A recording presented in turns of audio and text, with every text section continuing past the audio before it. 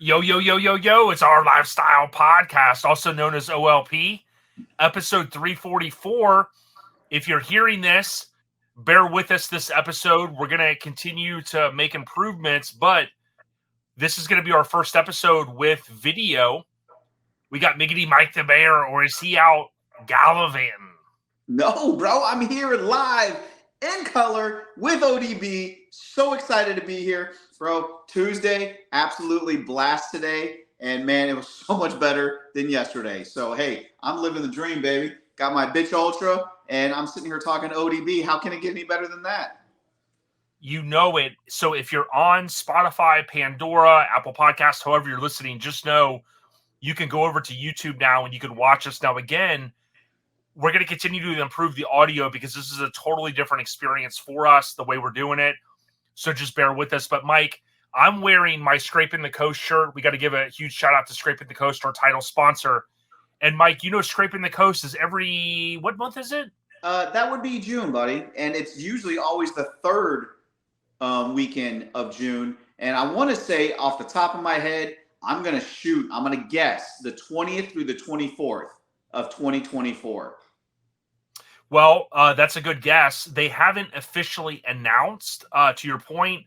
Of course, we know this year it was the 23rd, 24th, and 25th.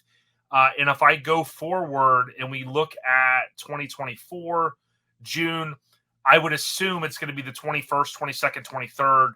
Bottom line, typically it's the third weekend in the month of June. So Come on out to Biloxi and rock it with OLP and see all the awesome rides. Dude, every year we always come up, we always show up, and we have a blast. So guys, come out and join us. And guys, let's just go ahead and do this. Everybody complains about how hot it is. But as ODB always says, take advantage of that free on poisoning on the inside. There's no reason to be outside and in that heat. Go ahead and get your spot indoors. Come shack up and hang out with OLP when we're indoors at the Coliseum. You can't go wrong being inside. Yeah, Scraping the Coast on Instagram, Scraping the Coast with an IN.com for more information. But Mike, episode 344, this one's a special episode. Mike and I, we're going to try to keep our intro a little shorter. The key thing is we've got a special guest, Jeff Davy. Now, he's no stranger to OLP. He's been on OLP. It's been a while, but he's also my title sponsor over on Lincoln Attic Podcast. So Jeff is going to share, Mike, a very personal story, something that impacted him 1 year ago on day one of this episode on November 17th. He hit me up a couple weeks ago and he goes, "Yo, Jay, I went through some things last year and not a lot of people know. Some of my close friends do, but he goes, hey, let's team up OLP and Devious Customs and let's get this story out there." And I tell you, Mike, if nothing else, I think people, some people are going to listen to it and they may be able to get some nuggets from it, so to speak, and maybe realize they can make some changes if they want to, or if they feel they need to in their life, or certainly they may just get some good content out of it. But I can tell you, it's a very personal story, Mike, and I'm glad that Jeff took the time and reached out to us, OLP. It meant a lot, man. I mean, he's a big name, about 23 years in business, Devious Customs. They're doing amazing builds over there, so I can't thank him enough. No, dude, great guy. Remember the first time meeting him, we were actually at SEMA. Yeah. And this is, 5 years ago now? 5 or 6 years ago. 5 or 6 years ago. And just super, super nice guy. And just the stories that this guy's got, so I can only imagine. Look forward to hearing it. That's going to drop on Friday. So look forward to hearing that story. I'm going to try to link up with Riggedy Rubin. Now, I had fun doing the last episode, Mike, but I'll tell you this. I did forget some things. Brett, for instance, that owns Stranger, Joey Whitby took me to his house, and it was so cool to slap hands with Brett, meet his wife, see his house, see some of the stuff he's got going on, including the Stranger, which I don't know if you saw is going to be at Mini Nats. Mm-hmm. Dude, amazing. So I am going to try to link up with Ruben just to talk a little bit about some of the additional SEMA stuff that I didn't get a chance to last episode. But Mike, the episode overview, as you take another swig, is brought to you by our family at Hammered Weekend Wear. And Adam Tripp told me this recently. He said, Mighty Mike in ODB wants to let us know, for us to let you know, that HAMMERD weekendwear.com, Mike, they got what I call open enrollment. They've got it open for the 2024 calendar year. Do you know what that means, Mike? One price for what? Time. One price for what? One price for all shirts. All of it. Subscription time. Banners, hoodies, shirts, the whole 9 yards, guys. Go out there and you pay one time, and every time there's a new release comes out, boom, you got it. Yeah, it's very similar to like a subscription to, like, for instance, a magazine. Mini Truckin's coming back soon. There's going to be subscriptions on those, and you automatically get the new drops through Hammered Weekend Wear. They're mailed to you directly, and it's a very unique experience that you get in our scene. I don't know anybody else doing it. HAMMERD weekendwear.com. But Biggity Mike the Mayor, speaking of what's going down, dude, you know, as I kind of relax a little bit here in my chair, trying to get on your level, we haven't been able to sync up the last couple weeks, and I kind of feel like the gallivanting has been ramped up. But my understanding is it is also your busy season. I mean, is that true, or are you really just blowing some smiz, Oak? Well, Jay, I'm always busy, brother. So, you know, in season, out of season, it's always busy season here in Southwest Florida for the mayor. So, bro, I always got something going. I always got something brewing. If it's not the home watch business, it's the car show. You know, it's always something, man. The post office, you name it, we're doing it. And hey, we got this podcast. And guys, want to give a shout out. Thanks for all those that supported our last drop. Everything has been mailed out. Everything is on its way. I've seen a lot of people actually got their stuff because actually I seen ODB and Mrs. ODB actually modeling. They started their modeling career. And so I seen that post, and I've seen a bunch of other people getting their stuff as well. So thank you for the support as always. And we had one little mishap where one ended up in Texas that was supposed to be in Florida. Don't ask me. I don't know how that happens. I have no idea. But the guy did get it, so it's all good. Yeah, I love it. Yeah, thanks, Mike, for the update. Something I'll tell you is, coming back from SEMA, I came back a little bit early. Some of the kinfolk, I won't share their names, they did get the SEMA sickness. As it's been known, Mike, it's not as elusive as like the Loch Ness Monster. You know, SEMA sickness is real. I was able to come back as Mr. Germaphobe, man. And I had washed my hands a million times. And for whatever reason, knock on wood, I didn't get sick. I did some family stuff at the tail end. I know Randy had a great time going to Kicker. Mike Barsha, who we had on, thanks, Mike, for coming on. I'll say this. He got a chance to, dude, he went for 3 for 3. So he hits SEMA. You talk about living the life. Then he hits a Day to Remember, which is like a mile from the California border. He says it's the furthest his truck's been west. And then, oh, by the way, he comes back with a 1-2 punch, and he's at Dino's Get Down. And Mike, listen. The Mecca, bro. Everybody in the world was at Dino's. We got to tip our cap. I mean, he is really – CK Magazine said this in one of their posts. They said Dino and his wife, they're really kind of ambassadors, if you really think about it. One of my favorite words.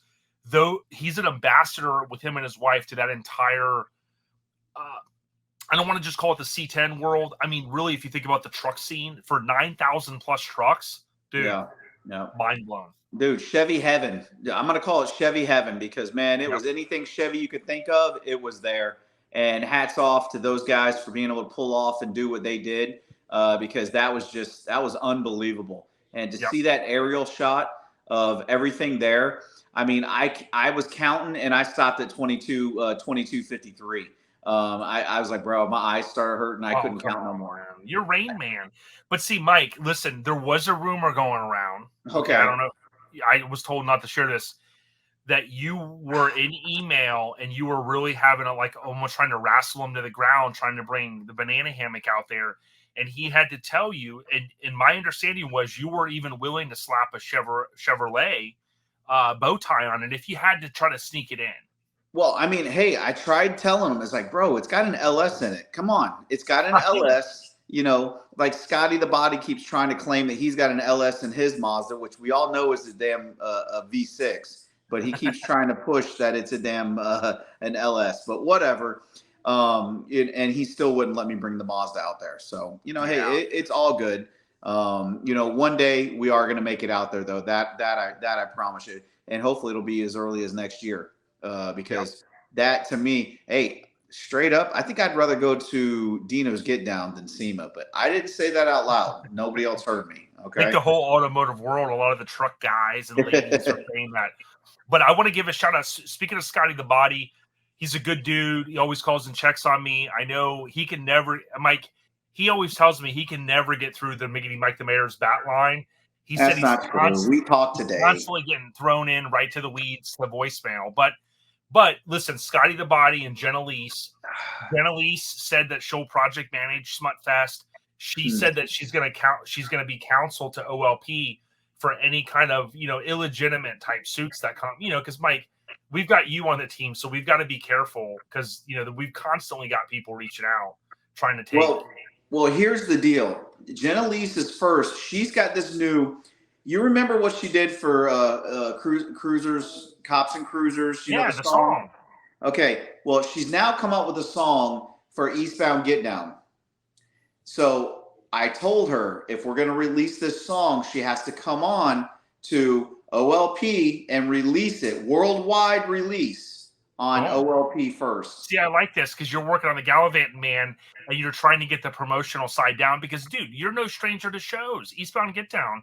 You got the hat on, and Mike, I'm hearing it's quickly becoming one of the biggest, baddest shows on the Eastern Seaboard, and they have to go to eastboundgetdownshow.com because you showed me one day the emails.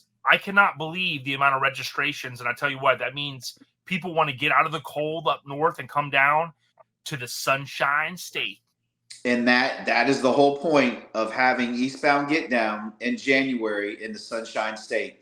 Leave all that snow, leave all that cold, and come on down here. It's absolutely beautiful. I was just talking to Damian Davis today, and Damian had a light bulb pop up on his head and said, "You know what, Mike? We can bring vehicles down on the beach there in Daytona. Let's do a photo shoot down on the beach in Daytona." And I was like, Damian, that's fucking brilliant, bro. So, guys, come on down to Eastbound Get Down, and let's get with Damian Davis, and let's do a photo shoot down on the beach at Eastbound Get Down. I mean, can I ratchet it up just one? Because, Mike, you can always get one more click on a ratchet strap, can't you? You know what I mean? Like even if John Lopez is over there and he gets down there, I know I can get one more click. You know what I'm saying? Always. So I'm gonna ratchet her up and I'm gonna say, dude, why don't we do this? You guys do your big group photo, but you get everybody.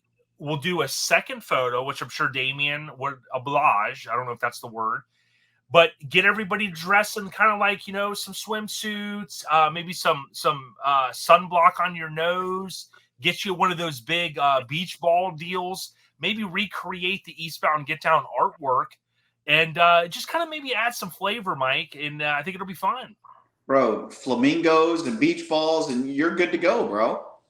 Biz itches and bees each biz all. Some drinks in the hand, and it's time to party, baby. Yeah, dude, bro, I got some waters right here. Yeah. It's actually lemonade, sugarless lemonade. Hey, hats off to ODB. It's almost been a year, guys, almost a year. And not only has he been celibate, but now he's been drink-free too, alcohol-free. Hats off, my man. Tip the cap. Thanks. I just hope that one day I can stop eating Chick-fil-A. And that ain't gonna happen. Don't even try. You gave me good feedback. You said, "Hey, keep eating it." So I said, "Okay." Yes. Right. Yes. The more you eat it, you're gonna eventually get tired of it, and you're gonna stop eating it. So just keep doing your thing. The general updates is brought to you by our kinfolk, Sean Rose at Rose Metalworks. Also behind Spreading the Love, as well as David Magotti. So tip our cap to those guys. They continue to do amazing things. And we'll be talking with him soon, looking for our contributors of the year. which is an OLP exclusive award. We'll be looking to lean on them, so to speak, for assistance. Certainly, not only Sean Rose, but we also Thad, our boy Thad. We got to lean on Thad too. He's done a lot this year. And hey, talking about Thad, don't forget Eastbound Get Down. Not only is he going to do a mini Truckin magazine pick award, but he's also going to be doing our OLP pick award as well. Dude, that's coming top ropes. And dude, I want to say the last year, this past January at Eastbound Get Down show was the first time that Old Crispy, aka the Spike Truck, was in the state of Florida. And we got to thank Thad all the way from Pennsylvania for doing that. Yep. And I'm telling you, you're going to have this unique opportunity to see a lot of cool trucks there.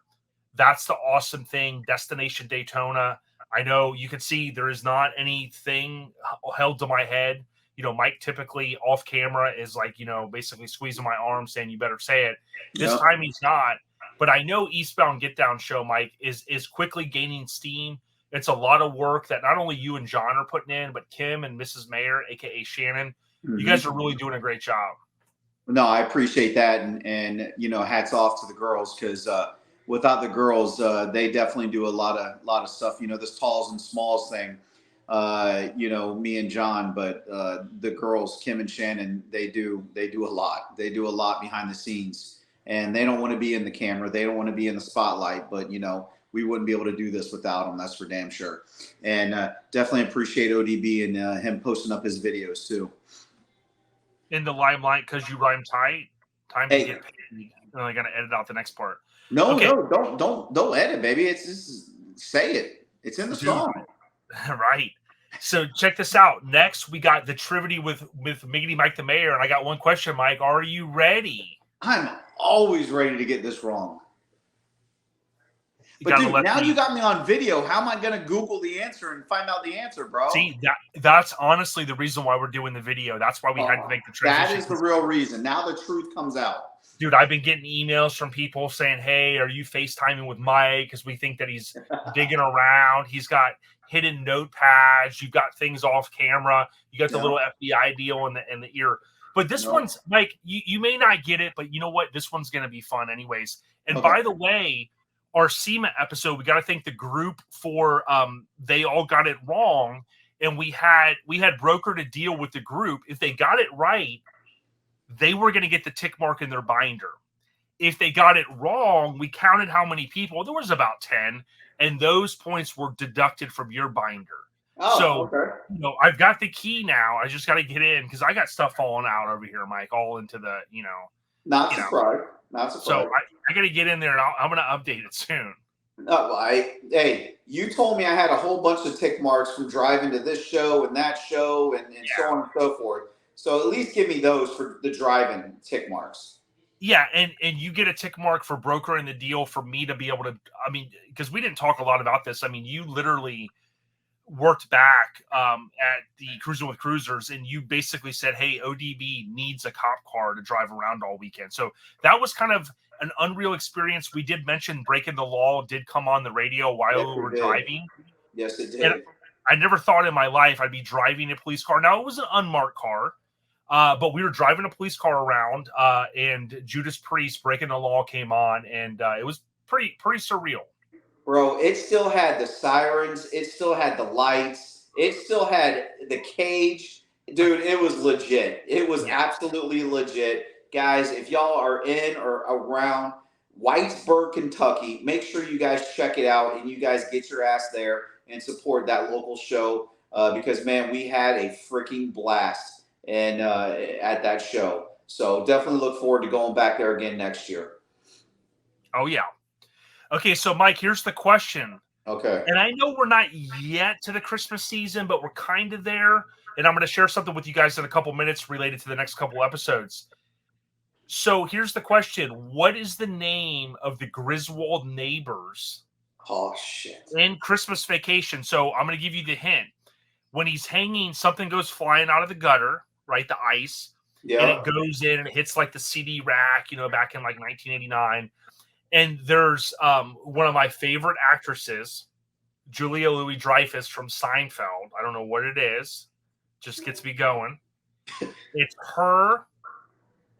Her name starts with an M, and I'm not going to give you the hint, with her husband. And at one point he goes, I don't know, so-and-so. And then they respond with, I don't know, with her name. I know that's a hard one. But I figured the Airhead Nation, they're driving around, they're listening, and they like to play along as well. So we've got them right now kind of going, I know it. It's on the tip of my tongue. You said it starts with an M. Now, is that the first name or the last name? That's the first name of Julia Louis-Dreyfus. Yay. Her name. Okay, so is it Monica? Nope. See, and it's not Maureen. It's not Maureen. I don't know, Margot. I don't know, Todd. Margot and Todd. And dude, the reason why I bring that up is I don't know if it was this year, I think it was last year, someone dressed like it would. Dude, tell me that's not a good Halloween costume. You know what I mean? So next year I might give it away. I'll have Maddie dress as Margot. She'll have to dye her hair black, of course, and then I'll be Todd. You're gonna be Todd. Okay, all right. Why Todd. not? Right? You know what though? Todd just doesn't sound as good as ODB. As Hank. Let's be honest. Hank, definitely Hank. Morris. Bro, we haven't talked about Hank. That's the first time we brought up Hank this whole episode. Are you okay? It's a long story. You got a fever? There's bail money involved, and Dog the Bounty Hunter, I think, I don't want to bring it up, man. Hey, check this out. You brought up Dog the Bounty Hunter. You know where Dog the Bounty Hunter lives now? He was for a while in Hawaii, but where does he live in Florida? He lives in Southwest Florida now. He has moved to Cape Coral, Florida. Is there any way you could deliver his mail and try to get him the eastbound get down, dude? Okay, well, there's no way I can deliver his mail, but there is a way that I might possibly be able to run into him in Cape Coral when we go down to downtown Cape Coral, because I heard he spends a lot of time down in downtown Cape Coral. You have to get him the eastbound get down, dude. Signing autographs and stuff. Would that not be cool, or what? Dog the Bounty Hunter, bro. And Mike, I can't keep giving these ideas away, but I really think you need to try to link up with Luke Campbell down in Miami and see if he can get 2 Live Crew. I know one of the members passed away. If 2 Live Crew could perform at eastbound get down, dude. So 2 Live Crew and Dog the Bounty Hunter. Yep. And then start the rumors now. Hashtag it. Let's do it. Then we'll get Tom to try to get Vanilla Ice there. You know what I mean? Hey, dude, could you imagine Vanilla Ice, 2 Live Crew, and Dog the Bounty Hunter all at eastbound get down? Bro. Be the biggest kind of show. So check this out. The Trivia with Mike is brought to you by the Kinfolk at The Sparks Show. Visit thesparksshow.com every August in Sevierville, Tennessee. It's one of the biggest, baddest growing shows. 10th anniversary just happened. And Mike, this is the only stamp of approval you need when Mr. Phil Fowler sees the show, sees the cruising photos, sees the video. He says, hey, I want to add that to my list in 2024. That's all you need to know. Send the guy a check. Shout out to Phil Fowler, thesparkshow.com for more, and, of course, The Spark Show on Instagram. So, Mike, next we got ODB Live and Uncut. And this one's going to be quick. At the end of this episode, we're going to roll into audio with Jeff Davy, and you're going to see it if you're watching on YouTube. And I can't thank Jeff enough. Again, it's a very personal story. I also share, I had no idea what Jeff was going through last November. And as Mike alluded a little bit ago, I basically kind of made some changes in my personal life in December. And it was going to be a week, and then it turned into 2 weeks. That quickly turned into a month, and now it's been 11 months. And certainly what you'll hear us talk about is, bottom line is, not trying to be the fatherly figure and tell people what to do, but trying to get people to open their eyes. If you may recall, a couple of months ago, Mike even shared, or several episodes ago, Mike had shared a little bit of a change that he was making based upon some direction from his doctor, right? We're all kind of getting a little older. I know I'm going to be 45, and I think it's just something to think about, whether it's debt you're working on, diet, health, working out, alcohol, maybe consuming less. You'll hear Jeff and I take a deep dive on that. But the last thing I'll say on this topic is, just know you can make changes. And sometimes we get in those ruts and we kind of see tunnel vision. But I'm telling you, like Mike, the great George McFly said, if you put your mind to it, you can accomplish anything. And I really mean that, dude. Hey, I just want that damn book that tells me that, the Chicago Cubs actually win the World Series and win a whole I got one back here. I could You grab got it it? right Oh, okay. Okay. now. Yeah. I Hold want that. on. You want the scores this weekend? Here, hold on. But hey, Mike, if I let you use it, I'd have to.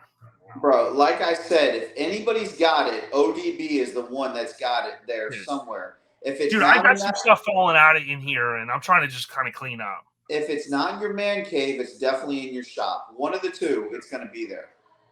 Dude. And I know there was a hashtag that had started about, bring the Bing. Hey, guys, get ready because bring the Bing is coming. I don't know, man. Oh, I know. Yeah. Because not only is bring the Bing coming, but hey, side chick, Chicks Ride's coming too.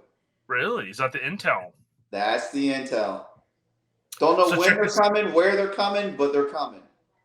So check this out. We got to give a huge shout out to Joey Dilworth at Get Decked.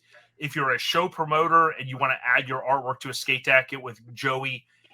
It's GetDecked_VA. Also know that Joey Dilworth, just how it sounds, is on Facebook. And oh, by the way, if you, for the holidays, want to put a photo or something that you have on a skate deck, Joey does, you have to get with him in advance. He does typically take care of those type of requests. So, of course, you're going to maybe have a little bit of an elevated cost if it's a one-off. But I can tell you, Mike, when Kyle Fannin, a.k.a. K-Dog, is trafficking hundreds of skate decks across state lines, let's be honest, for Lone Star Throwdown, and they're coming from Joey Dilworth, stuff's about to go down. And that's what Joey Dilworth is doing for the scene. So shout out, tip of the cap to Joey Dilworth at Get Decked. Oh, absolutely. Because I tell you what, we had the pre-sale for all of our decks for Eastbound Get Down, and we absolutely killed it. So thank you guys for that. And Joey will have more for us at Eastbound Get Down. So guys, if you didn't get in on the pre-sale, don't worry. We'll have more at the show. And that's courtesy of Joey Dilworth with Get Decked. So, oh yeah, I know we talked about the Spark Show in August, but one show is coming after that we're excited about. I had the opportunity to go to it this year. Yeah, OLP will be there again next year. What show is that? What show is that? Freakin' with an IN. Freaking Weekend. Dude. And Mike, they just posted on Instagram. You have to look them up. Freaking Weekend. They just posted about what's going down next year, and that's the cool thing that I think that they're doing is they're already promoting, Mike, and that's words for any show promoter. Just know, in my opinion, and Mike can speak because he is a show promoter. In my opinion, you got to keep the boots, the noise, and all of that going all year. And granted, it's only been a couple months, but bottom line is they're already getting in line. Freaking Weekend for next September 2024 out there, Mike, in Biloxi. Yes, and it's at the Hare Casino and Resort. Dude, get your hotel. You stay on property. Show's right across the street. You can't miss out. It's right on the water. It is a blast. It is a freaking weekend. And, dude, I can't wait for next year. I had a blast this year and definitely look forward to going back again next year. Yeah, and if you Google or on Facebook, they've got about 1,000 followers, but it'll take you to the freaking with an IN weekend.com. And I do believe the Instagram is also the same. I think it's Instagram/the freaking weekend. Let's see if it's show or without the show. Yeah. So it's the freaking weekend show on Instagram. So since we're doing this video stuff, I don't have my phone right here front and center, but certainly shout out to them and thanks, Mike, for doing that. Oh, no, absolutely. come out and see OLP because we will be set up there next year. Looking forward to it. Yeah, we can't wait. Now, I'm going to condense a little bit of the scene updates. The number one thing I'm going to say is the last episode, Brandon came on from Street Trucks, the editor, and we've been hinting about this. I think it's no secret. Randy Frederick, when he won one of the Show Off Series shows, that guaranteed a cover. So I'm not going to go into a lot of detail, but if you've been listening, you can certainly put the pieces of the puzzle together. We've been really promoting January 2024. So what I would tell you is be on the lookout for that. And again, as Brandon and I mentioned, when we were at SEMA, you can go right on the Street Trucks website and you can buy a subscription or these individual issues. The reason that's important is a lot of us are going to want to end up securing one of those copies for January 2024. They may not be easy to get depending on where you live. Don't just throw the towel in. Go on the Street Trucks, just Google Street Trucks, streettrucksmag.com, and you can buy those individual issues, as Brandon said, for the same price. Now, Mike, this truck right here, his name's Jason, also known as Rocco's Dad on Instagram. When Jeff and I start our segment, we're going to mention this truck because, ironically enough, Jeff at Devious Customs, they built this truck. His shop did. This truck was on Bring a Trailer just a short bit ago, and it ended. It did not sell, didn't hit the reserve. But I want to give a shout out to him. This thing was pretty crazy. And it was just 5 years ago, Mike, that in California, they had the fires where this truck was burned. So when I talked with Jeff the other day, that was the 5th anniversary. This truck was in the fires and it was rebuilt. So good can come out of bad situations. I think this truck is one thing that kind of emerged from the fire, so to speak. But certainly, I wanted to give him a shout out during the scene updates. We also want to mention this. If you look at this issue, if you're watching on YouTube, I'm pointing out page 44. Mike, Anchors Away. When you think about, the truck, the award that he won for us last year, and I'm going to turn to it right here, a tribute truck with meaning. So again, if you're watching on YouTube, you're seeing what I'm showing here. I believe this was shot at Battle in Bama. And if we get in here and we talk about Shane Andrews, he's from Blakesville, Georgia, what I wanted to mention. So Georgia's in the house. But, Street Trucks has continued to feature mini trucks. And print is, I don't want to say on the downfall, but the world that we live in, a lot of the younger generation is on YouTube. Obviously, we're transitioning more to YouTube as well here. But certainly go out and support the scene if you can, like going to shows, buying these magazines. I think it's the utmost importance, Mike. Well, you mentioned earlier, first of all, Shane Andrews, he just had surgery. So, hey, we want to wish you from OLP a fast and quick recovery, number one. Number two, you mentioned Mini Truck Magazine. Mini Truck Magazine is coming back, guys. And heads up, they just released new stickers. So go out, check out minitruckin.com, I believe is the website. .net, I'm sorry, thank you. And pick you up some, support those guys and pick you up some stickers. But Street Trucks, like you said before, go out, support the print magazines, guys. Because if we don't support it, they won't be around. They are putting mini trucks in Street Trucks. So definitely go out and support these guys. And hey, our boy Randy, congratulations. We all know if you've been paying attention, you know what's about to happen. And not only will he get the cover in Street Trucks, yes, his head's going to blow up, but his head's already big, but well-deserved too, by the way. He also will be at Eastbound Get Down. So if you haven't seen the truck in person yet, come out January 12th through the 14th, Eastbound Get Down, Destination Daytona, and see. Oh, yep, his or yours? Which one? Oh, mine. Yeah, mine. Yeah. Oh, okay. And check out Too Ballistic at Eastbound Get Down. It's freaking beautiful truck. Yeah, and let's say this: Randy is really, I think, a guy in the scene that is doing great things because he's uniting people. His team that we've had on talked about building the truck is amazing. But Mike, he's also what I call someone that's a promoter of the scene. And, Randy called me in the past and said, hey, I want to help with XYZ. Hey, I want to do this, right? And a lot of the stuff we don't even share because, we're homies and he doesn't want the recognition for it. But for him to go out and round up the troops for Cruising with Cruisers, right? Mm-hmm. And announce that truck's going to be there. Oh, by the way, right before SEMA, that was a big trip to go up to Kentucky. I know those guys appreciated it. He's doing the same for Eastbound, right? Yep. So I know Randy listens. He's a good dude. I talked to him the other day. It's people like that. And granted, we're only giving him as one example. I know there's a lot of people listening now going, hey, I promote the scene too.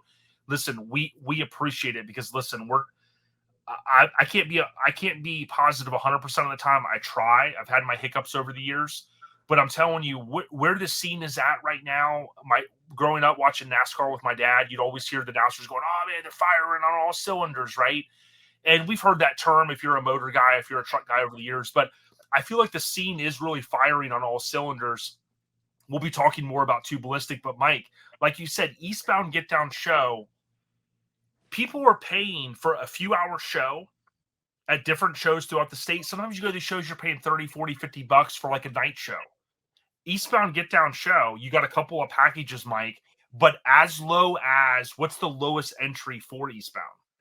55.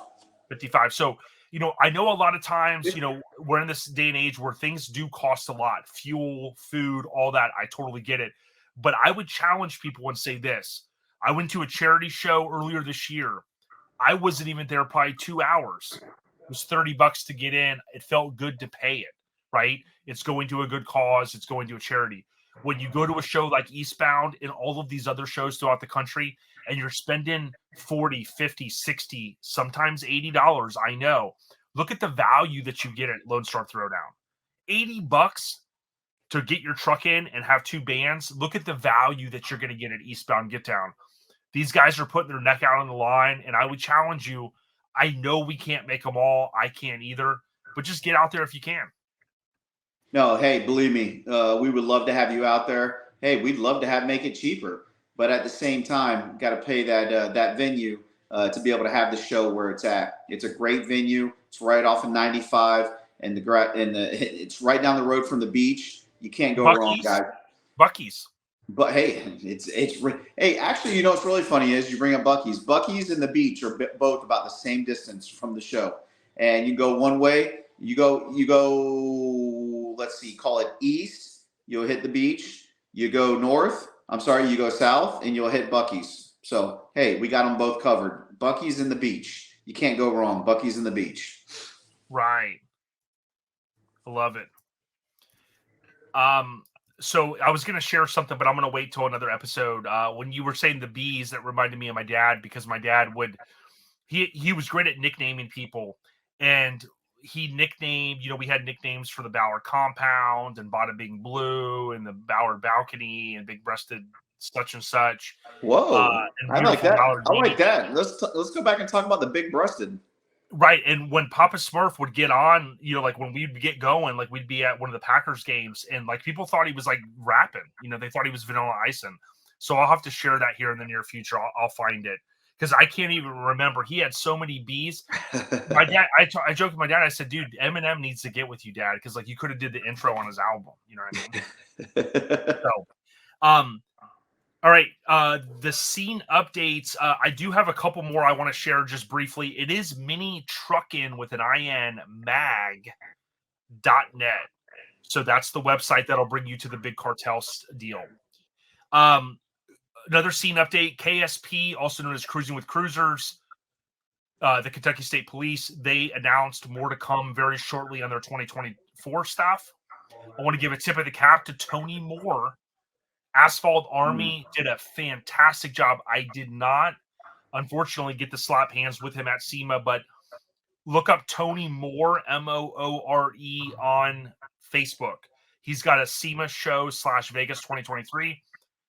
Did a fantastic job of taking photos. So again, tip of the cap to him. This was pretty cool. Robbie Williams, never before seen. Should I have left it this way? Something I lay away and think about. He was sharing some of a past paint job, is the way I understood it, Love his Mazda Cab Plus. It's not an extended cab, Mike. It is a Cab Plus. Shout out to Robbie Williams, a good dude. The scene updates brought to you by Garage Gear Clothing. Don't forget, they do have some options as low as free shipping, right? So there's different tiers on there. GarageGearClothing.com, sport truck, full size, mini truck, you name it, free shipping, options available, also at different shows throughout the country. Let Garage Gear Clothing know that ODB sent you. ODB and the mayor, let's be honest, because the mayor is not gallivanting today. He is here, unless, is that an AI hologram? I could be wrong. No, Okay. Bubba, I'm here. I'm here with the one and only ODB. Oh, yeah. So I want to wrap this up with a couple things, and then we'll get out of here because, Mike, I know you want to eat. You just got home.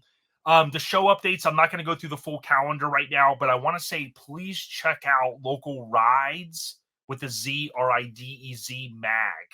Local Rides mag. These guys are doing cool stuff. Many of you are always wanting more content. It's very affordable. They're on Instagram. You can link into their website from the bio. And Mike, you know, a lot of people in the scene, we've seen magazines come and go, but these guys are really putting in a lot of effort. They reached out and said, hey, I want to partner with OLP. We're going to have an ad in this next issue. And I would challenge you, even if you just buy one, right? And they've got some on sale less than $10. Buy one, see what you think, spread the word. Even if you don't keep it, you give it to someone else because they want to check it out. That's how we can kind of get this, this going for those guys. So they've been doing a good job for years, and I think they're ready to take it to the next level, Mike. No, and hey, once again, another company that not only have they teamed up with OLP, but they will be at Eastbound Get Down as well. Yeah, they're good people, man. I love to hear that. The podcast updates, Mike already mentioned the stuff shipped out. Here's what I want to mention. The next few weeks, if all of the stars align, we're going to have this episode on the 17th. The following week, we're going to have some special guests, some West Coast legends. But we're also going to dovetail that into a Black Friday episode. So if all goes well, we're going to hit them with a 1-2, maybe 2 weeks in a row. That's the plan right now. And then we'll see the next few episodes we've already got done. Now we've got a East Coast legend down in the South Florida region. His audio is done as well, so that's going to come about 2 or 3 episodes out. And then we're going to have. I'm working on an episode for Mike's birthday, 12/15. For those that forget, The Chronic came out in 12/15/92, so I'm working on that. And then before you know it, we're going to be at our best ofs. So we're going to be posting some questions in the Airhead Nation group on Facebook to talk about, just get the ideas going on some of these awards. We've got some ideas now, but we want to hear your input as well.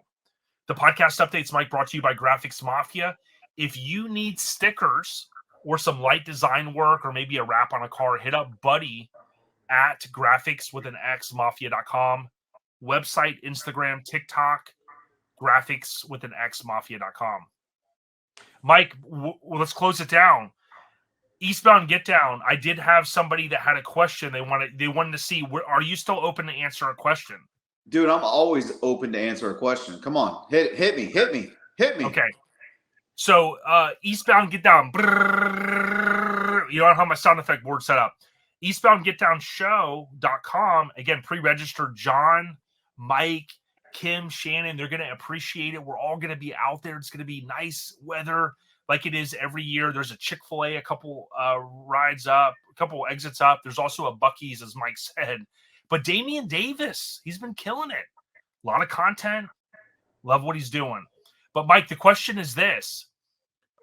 These folks want you to break down, because, Mike, some people are thinking about awards. They want to know what are, for the most part, is this the top 50? Is it top 75? Can you just give the high-level overview on the awards? Because I know a lot of guys are gunning for these. So what's the real deal? And can you give us a couple of the names that are working on some of these? Oh, man, that's easy. That's an easy question. Well, hold on. I'll keep going in the email. No, I'm just kidding. Okay, no. Hey, keep them coming because this one's easy. Top 50 is a top 50. Okay. And those awards are going to be done by modifiedmerch.com. Check out modifiedmerch.com. Brady is doing the top 50 for us. And we also have, I went off the top of my head, I think there's 35 or 36 best ofs. Okay. And we have Gooch going to be doing half of the best ofs. And then we got Daniel Smith that is going to be doing the other half of the best ofs. And then we're going to have Chad Luke doing our Greg Miller Memorial Award. I'm sorry, I messed that up. We got Sean Rose is going to be doing our Greg Miller Memorial Award. And then we have Chad Luke going to be doing our Anthony Strong Memorial Award. Luke! Yes. And then we got Tank. Keith Tank is going to be doing Fat Tanks is going to be doing our club participation award. So those are all of our guys that are going to be doing our awards for us. And like I said, the typical best of show overall, best show car, best show truck, best mini truck, best full size, best SUV, best lowrider, best bike, all those different best ofs. We're going to have plenty of best ofs. And then, of course, like I said before, we're going to have Thad is going to be doing our OLP pick award. And then he's also going to be doing our Mini Truckin' Magazine pick award. So Thad's going to be doing those two awards as well. So actually, I think we're going to be closer to almost 40 best ofs with the top 50. So there's about 90 awards total for Eastbound Get Down. And so it's guys, we got plenty of awards. We just need y'all to come out and let's come out and capture those. Because like I said, dude, we got Gooch with Gooch Customs, and we got Daniel Smith with Smith Works. So those two make a hell of a team, and they're going to knock out these best ofs for us this year. Yeah, thanks, Daniel, for coming on the last episode. He obviously, if you think about Mike Finnegan's truck at SEMA, the Mini, Yep. hit him with the 1-2 punch. He's got Barshes there. I mean, to be able to have the honor of working on that truck. Yep. So there's a lot of good stuff that's going on in the state of Florida, Mike, including Eastbound Get Down. And I appreciate you kind of giving the intel because, I know we joke about trophies and stuff, but it is cool to kind of know what's coming up and what to expect. So it's going to be a great weekend. And I would tell people, come on out to Florida. You got people coming from far and wide. It's going to be a good time. As we close it down, I want to say the FAQ for Eastbound Get Down is brought to you by C&S Metalworks. Hit up Chris and team at C&S Metalworks on Facebook as well as Instagram. It's CS-Metalworks with an S.com or C&S Metalworks on Instagram. Mike, if they're on YouTube, I think we're going to cut into Jeff Davies' video now, because I don't know if I gave Ruben a heads up that we had to do video for going forward. So with that being said, we'll capture his audio for the podcast. So if you're watching on YouTube, finish it out here. Then if you can, jump over and stream it on your favorite podcast app. Mike, I think we may, hopefully I didn't forget anybody. We want to thank C&S Metalworks for Graphics Mafia, Local Rides Mag, Freaking Weekend, Garage Gear Clothing, Joey at Get Deck, The Spark Show, Rose Metalworks, a.k.a. Spreading the Love, Hammered Weekend Wear, and, of course, our title sponsor every June, as Mighty Mike the Mayor said, Scraping the Coast. Rest in peace to the big homie, Greg Miller. I'm rocking the Spreading the Love right now. The love is real. Stay on the rise, everyone. And if you've checked us out here, leave an emoji comment on YouTube. It helps the algorithm stuff. And Miggity Mike the Mayor, dude, stay on the rise. Don't kill yourself. Never. In case they don't listen day one next week, if we get that episode out, happy Thanksgiving. Be safe, Black Friday. Don't trample anybody. No. Those damn big screen TVs ain't worth it, guys. Come on. Yeah. 50-inch screen, leather green. 50-inch screen, money green, leather sofa. Got 2 rides, a limousine with a chauffeur. All right, Bingo. brother. Bingo. Be good, Mike. Hey, always, brother. And thank you for having me. Thanks for doing what you do. Keep doing your thing. And, dude, you just keep taking it to another level every single time. So keep doing you, ODB. Appreciate you. Love you, brother. Everybody, have a great day. Have a great weekend. And, hey, guys, stay low. On the rise, y'all. Peace. Hey, it's ODB. We're getting ready to call Riggedy Rubin, aka the Booka. This interview is brought to you by our family at Southeast Mini Truckin Nationals every April in Maggie Valley, North Carolina. Now, of course, the submissions are all in. Many of you have gotten hopefully a good response in terms of to pay your fee. Even if you don't get in with the coveted golden ticket, we highly suggest that you still come out to Maggie Valley, North Carolina for the 30th anniversary of Southeast Mini Truck and Nats. I would tell you this: it's one of the biggest, baddest truck shows in the country in terms of mini trucks. You can cruise, you can get a band to go in and see the show for a couple of days. So, more information available at Mini Nats on Instagram and Facebook. Shout out to Jason Bell and team. We'll have him on early next year to talk a little bit about the festivities. Let's jump into the audio with Ruben Artiaga, the Booka. Yo. So as I mentioned, we just finished with Mighty Mike, and guess who just called? Riggedy Rubin, the Booka. What's going down? Not much, Jay. How you doing, buddy? Good, man. Thanks for taking the time. I felt like the last episode, I had to rush. I was under the gun to get it out that Friday. One of probably the quickest episodes we turned around with that content from that week. But dude, I just got to say this, man. It was so good linking up with you out there. We didn't get to spend a lot of time, but I always like hanging out with you. And of course, Chris was there. And man, it just was a lot of fun.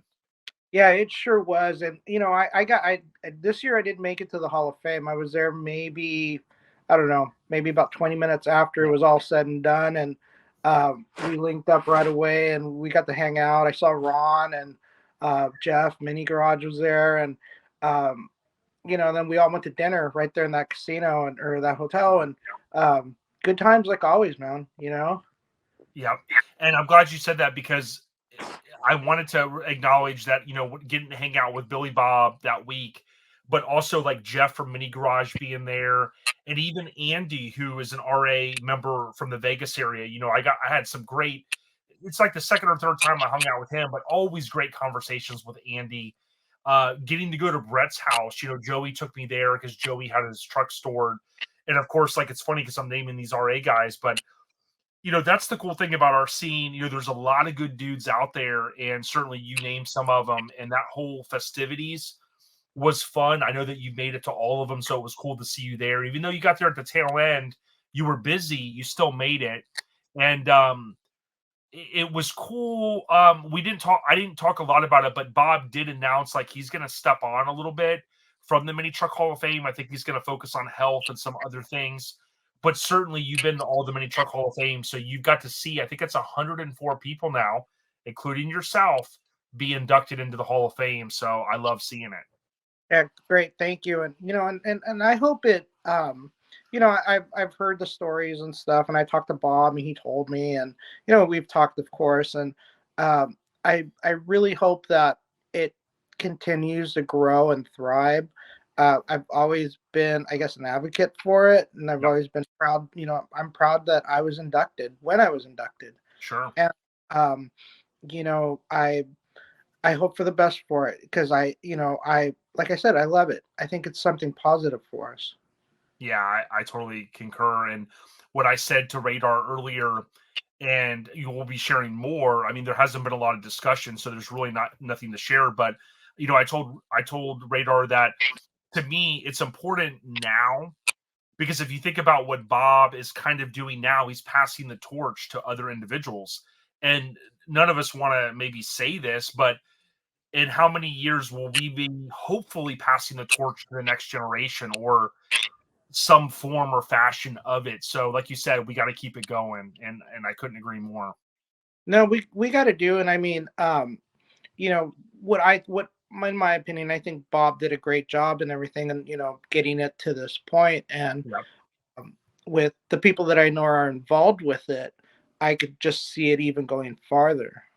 Oh yeah, I totally agree. And there's going to be some growth. Hopefully, I know people have suggested different people. I have certainly. And the bottom line is, I just want to see it prosper. So I think we're on the same page there. I did want to hit upon this because I had this odd travel situation this year. I knew I'd be there till Wednesday. We got up super early. We peeled out of there. The Uber schedule was awesome because we scheduled it the previous night. They came early. We got to the airport kind of before they even opened, which was kind of unreal. But I didn't get a chance to mention Chuck Dog. You know, I had such a good time hanging out with him. I'm glad he went. But you also got to experience SEMA a couple extra days. I know you floated around and did some different things. But like, if you were to sum up SEMA for this week, Ruben, in your mind, like, what are some of the words and thoughts that come to your mind? Oh man, you know what? It just continues to grow and grow, and um, to see it, there were those few years there where they couldn't fill up halls and Sure. attendance kind of down and whatnot, but to see it prosper after COVID, and this is what our third year after it coming back, and I just it's grown. The amount of foot traffic there. It was funny because I on Friday we walked through the halls and we walked kind of late, and it was a night and day difference compared to Tuesday morning. I mean, Tuesday morning you'd walk through Central Hall, and I mean, you were people galore on Yeah, that's right. exactly. And Friday was a little bit calmer. Granted, we got out of there like right before like it closed, and we were trying to beat the rush back to the hotel, but they filled up that new West Hall, and they continue to have stuff outside. So honestly, I just see it going bigger. I see it bigger than ever next year. Yeah, there's no doubt. It's kind of like the Super Bowl of our whole industry. And I say our, the whole car community stuff. Like, if you would have thought that it would involve as much as it does, there's the stuff out front doing the Hoonigan stuff and all of these different things. It's insanity. Now, I wanted to ask you this, kind of an off topic, but it still ties into SEMA. I read some things today, and I wanted to ask if you experienced or saw any of this. I didn't. Maybe I did, and I didn't realize it. But something we haven't talked about here, Ruben, a lot is the F1, the Formula One stuff. Worldwide, it's just blowing up. And apparently, my understanding was they're going to have the F1 race there in Vegas, and there's been all these logistics because they're going to turn this beautiful place into a track, right? And I guess a lot of the residents haven't been happy. There were people saying, there's bleachers going up in weird places and things like that.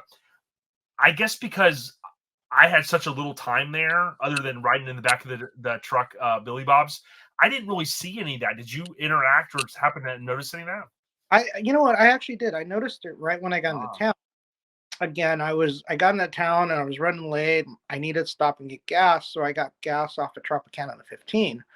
And that whole area from Tropicana on Las Vegas Boulevard all the way, I took the streets all the way back down into downtown, and there are barriers up, there are grandstands going up and stuff. And one of the saddest things that I saw was there used to be trees in front of the Bellagio, and they cut those things down to put up grandstands. I know one of the residents mentioned that. They mentioned how the traffic's been atrocious, but they also said people that were visiting, there were these different walkways where like they could take good selfies and stuff. Someone mentioned the Bellagio, what you just mentioned. So I'm just wondering with that dynamic, it's crazy because SEMA is like the biggest thing ever. And then you have this Formula F1 stuff that's going to be huge. It's like, it just seems like logistically, thank God I don't have to plan any of that, but it just seems like there's a lot going on in a small time period. Right. And then they're doing their best to kind of, I don't know, keep people that haven't paid for a ticket to be able to do it. So a lot of the is over Las Vegas Boulevard and the other streets, they got screens up so you can't see, and I heard some outrageous prices on hotel rooms, and just I was trying to get to see YouTube while we were there, and man, those tickets were just way out of my price range. Insanity. I know. It's crazy. The Sphere was cool. Ron got to go one night. He went, and I wish my mind was all messed up from the time change. Although I've been there before, but I was all thrown out of whack, and I wish I would have got to do more with it because I enjoy watching. You can follow Sphere Vegas or something on Instagram for anybody that hasn't seen it, and you can see all the different cool animations. It's just mind blowing. And I'll be honest, I finally saw some photos from inside it at the concerts, and it is a unique experience how they do. It's almost like IMAX on, Yes. times 1,000. Right. It has that feel to it. And I guess from what I've heard, there's like no bad seat in the house. Yeah, which is crazy. Yeah, imagine seeing like GNR there or something. It'd be crazy. Right. But That would be. or U2, obviously. But here's something that blew my mind. If you were to ask me how many people were at SEMA, dude, I'd come up with the biggest number on my head and say, I don't know, 1 million people. I saw a post from Instagram from SEMA at SEMA show just the week afterwards. And one of the things I noticed was they mentioned, I think 161,000 people attended SEMA, which I have a hard time believing.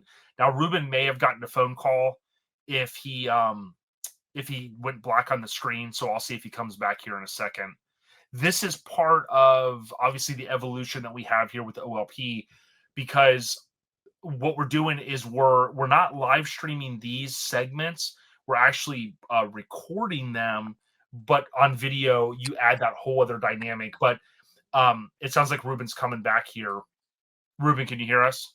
Hold on a second. Yeah, no problem. I feel like, Right. I was just telling everybody, these are some things that we learn as we go. But here was the thing that blew my mind. At SEMA show on Instagram, they mentioned, I think the week after SEMA, that approximately 160,000 people attended. It's like, man, it seemed like a lot more people than that, but there's no doubt to me, the fear that anybody had, like, oh my God, are all these companies going to pull out? Listen, there's companies that want to pay the money. There's companies that want these tax write-offs for promoting their stuff. There's companies, bottom line, that benefit from being there. And I don't think any time in our lifetime we're ever going to see SEMA be on the verge of going away.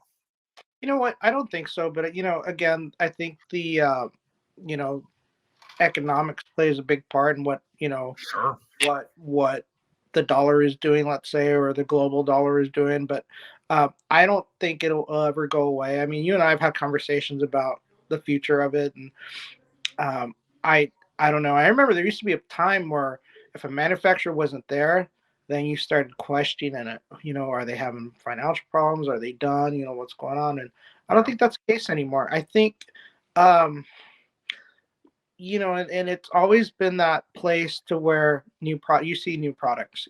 Someone comes out with something new, it's usually there. And I don't think you could get away with showing something like that online or on social media or something. I think the presence to be there. Yeah, I totally agree. It was odd. I think it's at the central hall or the back central hall where Ford usually is at.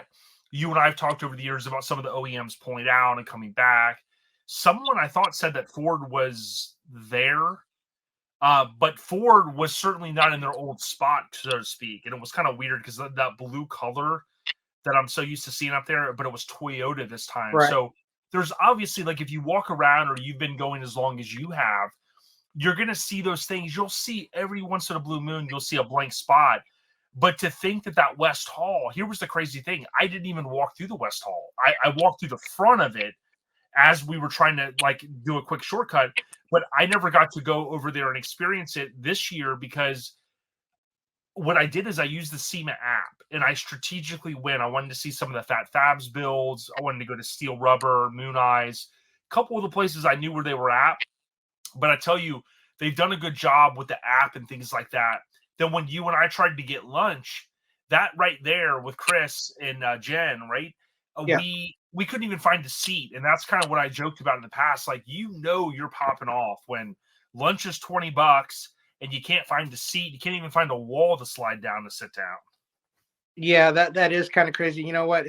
We run into that all the time. And I think I don't want to let in one of my little honey hole secrets or whatever I want to call it, but that West Hall, that new West Hall has a pretty nice little food court. Nice. And for some reason, we are always able to find a seat there. But I mean, you know what? We sat next to a wall having our food and just kind of eating really quick. But yeah, it's incredible. It's just amazing. And not to mention, like, well, you brought up, or the West Hall rather, that was full of all the Outlander stuff and a lot of off-road stuff. And, you start walking through there and you're like, God, where was this stuff before? And I guess, Right. yeah, a lot of it must have been outside because, I really don't remember, where that stuff was. But, even with all that being said, there were still a couple little spots, I believe, in the South Hall that weren't being used up, that they kind of had roped off and whatnot. But Yeah. you Yeah. the amount of vendors that you see there, I mean, Harbor Freight was there. I Uh, know. yeah, we spent about an hour talking to the reps from Harbor Freight, and they were showing us some new products that they have out and stuff. And I mean, who would ever guess that a company like Harbor Freight would be at SEMA? And also too, in the upstairs of that South Hall, it was all tools. So I mean, Yeah. we spent the better part of Wednesday in that hall. Yeah. And didn't they? Was that part of the other acronym? I always forget the other acronym. Apex?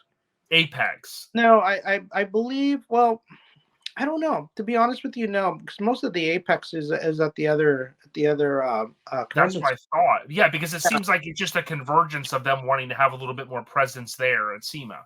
right, right. You know what? In all these years that I've gone, I've never been to Apex. I've been Yeah, invited, me neither. but I've never gone. Yep, yep. A couple more things. Number one, I thought about this. You and I haven't talked about it. We definitely need to get Ryan Fringlinghouse on. But if you look at his stature, that where it was at before, it was already big. Um, Alex, who rest in peace, he's got lineage that ties back to that truck that was just finished under the West Coast Customs umbrella, right under Ryan and team, the Academy. And then, of course, you have Mike Finnegan's truck that has the connection, of course, to Alex, who. But I saw Ryan had posted something on Instagram, and I commented like, "Man, I hope to meet you at SEMA." And then I thought to myself, "Dude, you see the stuff that he's doing with NASCAR now, and NASCAR's smart. I think they're trying to grow their base. And if you think about Ryan Friglinghouse, the cult following that they have, and they're trying to get more people involved in that sport. And I thought it was pretty neat that there's a West Coast Customs car. Right, right. No, that's great for Ryan. And you know what? I knew him before he was, West Yeah, Coast Customs. And yeah, to see that guy like come up like that, that's awesome. it's pretty crazy, right? Um, when you think about how big SEMA is, and you think about the trucks, how over the years we continue to say the truck market's unbelievable. You have these new truck prices hitting 80, 90 grand plus. You see these brand new trucks being laid out, but you see not as many mini trucks. But I'll tell you this, when you walk through the halls, I mean, trucks are a huge presence. Did you ever think in your lifetime that trucks would get to the stature that they are in terms of like almost truck sales? I'm sure in some states supersede car sales. Oh, I'm sure of it. I'm sure of it. But the one thing that I mean, I grew up. My dad had a C10 and a couple of work trucks and whatnot, and the trucks of today are nothing like what I mean, it's a luxury vehicle pretty much. Yeah. And some of these trucks that you get into, some of the Fords, some of the higher end Fords and some of the higher end GM stuff and the Dodge stuff, I mean, it's like you're sitting in your living room. And Right. Yeah. It's like as much as my house price was originally. I don't want to give too much information away, but it's insane. And it's cool in some ways because, I mean, listen, riding in Mike's 2021 Silverado, going to a show with that little four banger, it's nice because you're not stopping for fuel as much and things like that. But I'm going to stick to just riding in those trucks. I don't want to stick for paying for one of them. yeah, writing it is, cutting that check for one of those things or making that per month. I have no clue how somebody can do it. It's a house Yeah. note. Yeah. Oh, yeah. We're talking with Ruben Artiaga, aka the Booka, R.A. Ruben. You can see, look, if you're on YouTube, check out underneath his name at C1500 Nonsense. If you ever wanted to know, that's Ruben, the guy behind the curtain over there, sharing some cool stuff. Last question. We had Mike Barsha on the last episode. Your C1500 Nonsense. When you see that dually in person and you see all the extra work that was ratcheted up, you just got to think, dude, I mean, you start talking one of the goats of OBSs. Let's be honest, right? Yeah, the stuff that he's done is just unimaginable. I mean, for one, I mean, I remember seeing the chassis when it was there, and the chassis is beautiful. And then Yep. he comes out with the body on it, painted and everything, and um, I mean, that thing was perfect. I know. No It was, compromise. yeah, And it was insane. and then now for him to bring it back with that interior and the graphics and the wheels, I mean, um, dude, I mean, I don't think anybody could top that. That truck is just Yeah. Yeah, it's crazy. Before we talk about a day to remember, speaking of that, you had Barsh's dually there, and then a stone's throw away, also NC Florida. You had Randy's truck. I think you got a chance to meet Randy. It's got to be a cool feeling because listen, I don't want to date ourselves, but you were rolling in or you were kind of floating and rolling in those circles with Pat Nickel back in the day, and that had to have been a little bit of a blast from the past for you, knowing that you saw the original ballistic in the flesh. yeah. And I got to meet Randy on Friday, and we sat there and we talked for probably about an hour or so, and he saw Cool. me on the truck, and I that truck is gorgeous. I mean, nothing against Pat's or anything, but it was Sure. Pat's was in no way close to it. But then again, we're kids living at 30 home, and years ago, yeah. yeah, 30 years ago, the stuff that's available to us now is a lot different than what we had back then. And I Exactly. even sit in it. He let me sit in it, Cool. and it's street rod level, I mean, it's a beautiful, beautiful truck, and he knocked it out of the park, finding a lot of those OE pieces that go back on it. There was stuff on that truck that normally, like the weather stripping, the chrome around the windshield, um, after 30 some odd years, that stuff is just garbage. And I mean, he was able to find brand new old stock stuff. So That was beautiful. insane to I me. mean, yeah, Yeah, and tip of the cap to Pat, as we've always said here on OLP, because as Ruben and I have talked about extensively, there wouldn't be a two ballistic if there wasn't a ballistic. And Ruben and I have also talked extensively about this topic of, we'll never, Ruben's an OG, but we'll also never disrespect OGs because the utmost love that we have for them is these guys were the ones, including Ruben back in those days, they were figuring this stuff out. There was no go on YouTube or go on MySpace or go on AOL Messenger. That stuff wasn't anywhere in the thoughts at yeah. that point. So that's It's pretty funny. cool. It's funny you bring that up because I remember talking to people, whether it was from at a run, someone that didn't live in my area, and just getting information wherever I can, and now it's at your fingertips. Whatever Yeah. you think about. I mean, whether it's changing a light bulb on your daily driver, or figuring out how someone did something on a vehicle, you go on YouTube. YouTube's like, it's an encyclopedia of everything. Oh yeah. Didn't have that. So Yeah. And Zip Tie Diaries, like as an example on YouTube, he's got all kinds of cool videos, lots of mini truck stuff. Um, it's insane. There's just so much stuff out there. So tip of the cap. Um, in closing, before we wrap this segment up and roll into Jeff Davies' audio, I want to ask you this: a day to remember. I unfortunately have never been able to logistically stay for that weekend post SEMA. You got a chance to go out there. What was it like? It cut out there. Well, we can wrap it up there because I don't think it's on your side. I think so. I was going to ask Ruben about a day to remember. What I'll do is next episode I'll bring Ruben on and we'll talk about it. I'm still trying to get the kind of the concept down of this, and for some reason the audio stopped. I think on both sides. So stay on the rise, everyone, and thank you guys so much. Thank you, Ruben. C1500 Nonsense. Check him out on Instagram, Facebook. Good people, true fam. Much love and respect. Yo, it's ODB, and we're getting ready to roll into the audio now with Jeff Davey. Please listen all the way through. If you're on Facebook, consider leaving a comment. Let us know if anything resonates with you, or if there's anything that you took away from the interview with Jeff. I would encourage you, if you need air suspension components or you want to do an over-the-top build or bag your vehicle, hit up deviouscustoms.com. They're also, of course, on Facebook, Instagram, you name it. Shout out to Jeff Davy, been in business over 20 years. Without further ado, let's jump right into it. This audio is brought to you by Scraping the Coast, our title sponsor.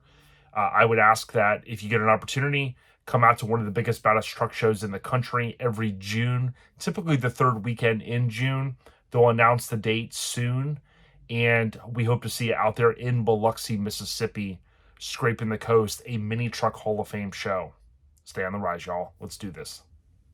Hey, it's ODB, and I have a special guest here for one of our first video podcasts, I guess you could call it. Jeff, I want to welcome you, and thanks for the opportunity to sit down again. Hey, what's up, bud? Thank you for having me. Yeah, no doubt. No stranger to OLP. Also, one of my title sponsors, as I always tell people over on Lincoln Attic Podcast.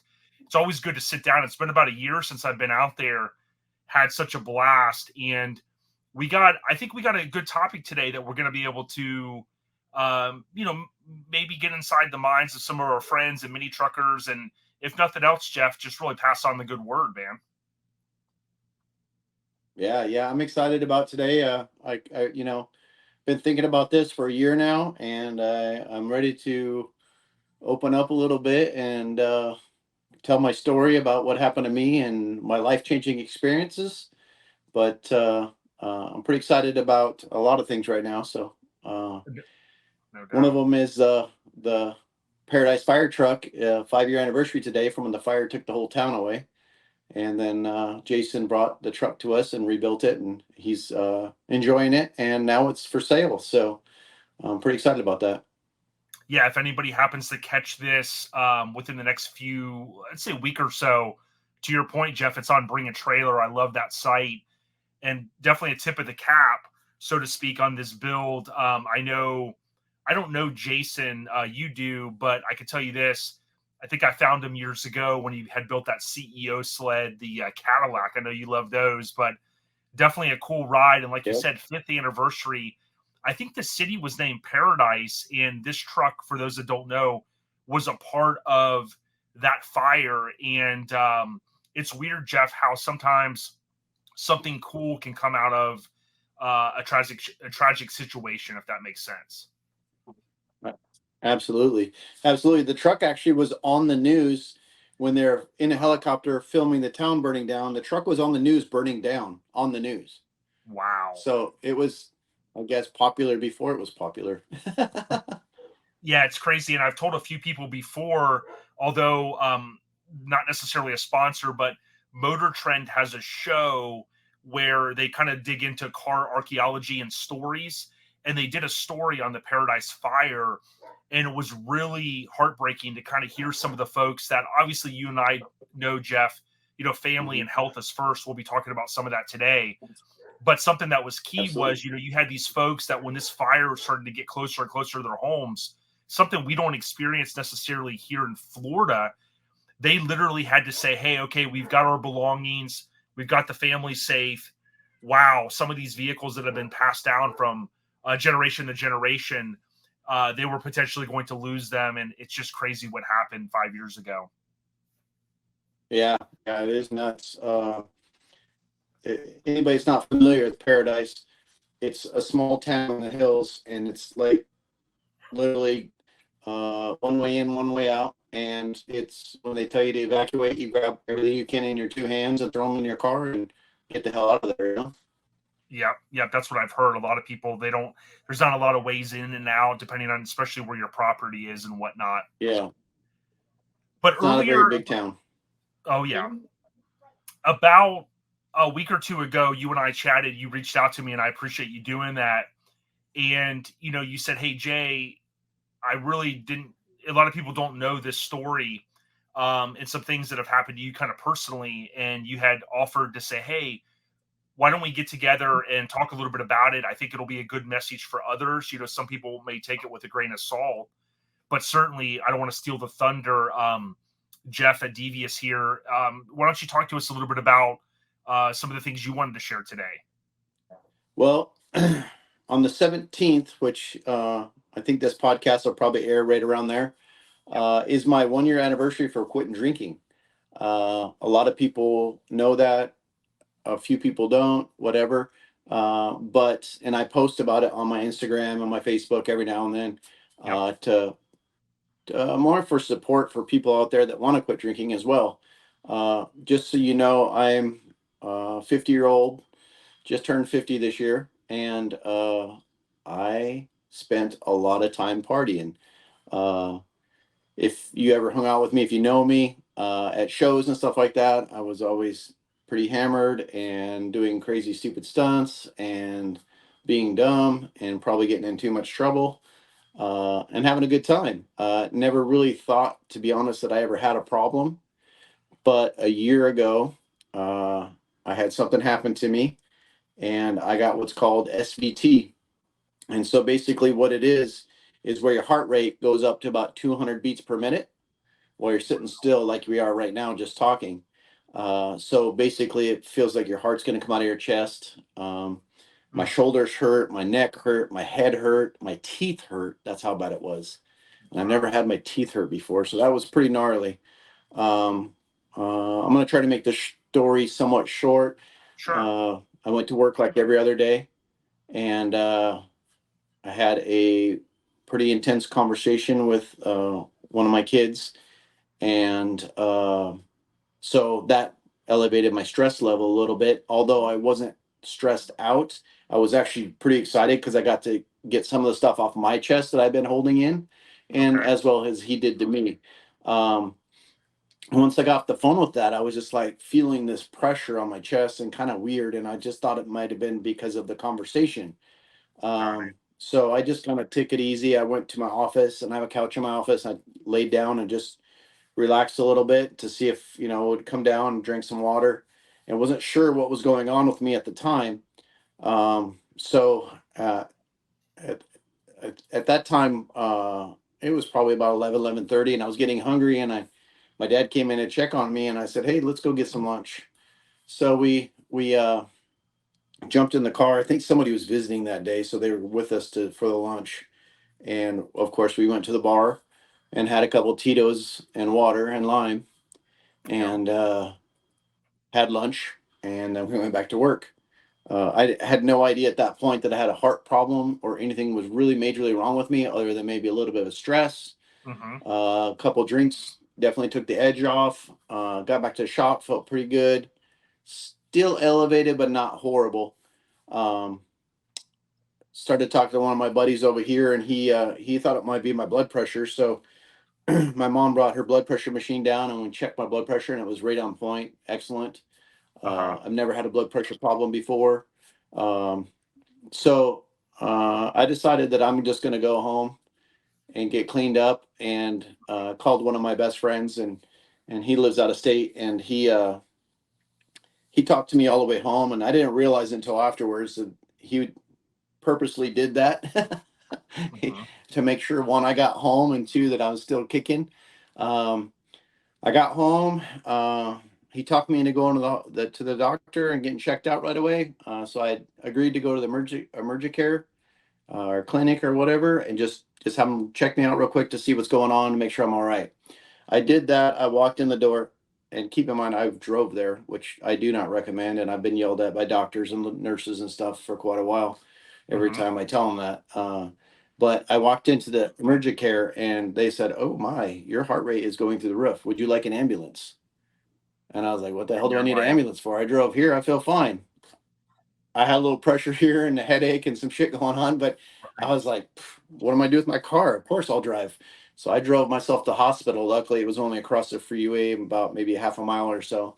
When I yep. checked myself in there, they admitted me ASAP. As soon as you have anything going on with your heart or any feelings like that, It's they like started full. checking everything. Yeah, they just pulled me right into a bed.